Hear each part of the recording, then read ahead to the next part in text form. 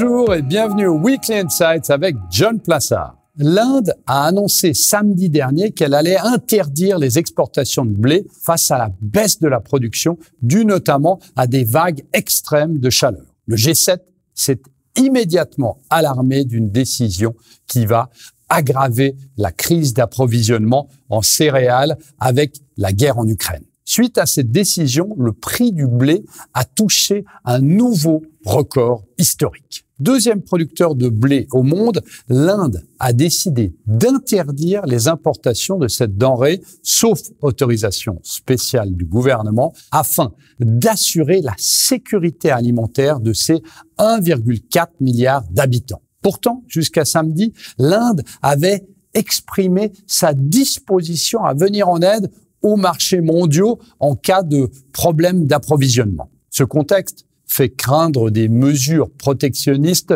de la part des pays exportateurs. Rappelez-vous que fin avril, l'Indonésie, premier producteur d'huile de palme au monde, en a interdit les exportations afin de contenir la flambée des prix sur le marché intérieur et les pénuries. La décision du principal exportateur d'huile de palme signifie que, avec l'huile de tournesol ukrainienne et russe, plus de 40% de l'offre sur le marché international de l'huile végétale est devenue difficile d'accès. La flambée des prix des denrées alimentaires et, dans certains cas, la menace de troubles sociaux ont entraîné une augmentation du nombre d'exportateurs interdisant les ventes à l'étranger ou mettant en place d'autres restrictions telles que les taxes ou les quotas. Ces mesures protectionnistes n'ont fait qu'alourdir la facture des importations alimentaires pour les pays qui dépendent des marchés internationaux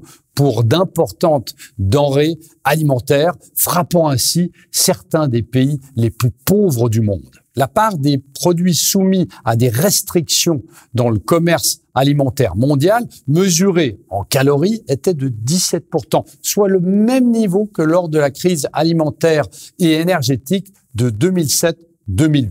Ce protectionnisme alimentaire va s'amplifier ces prochains trimestres et alimenter une inflation déjà élevée. Les décisions des banques centrales, malheureusement, n'ont pas d'effet sur ce phénomène.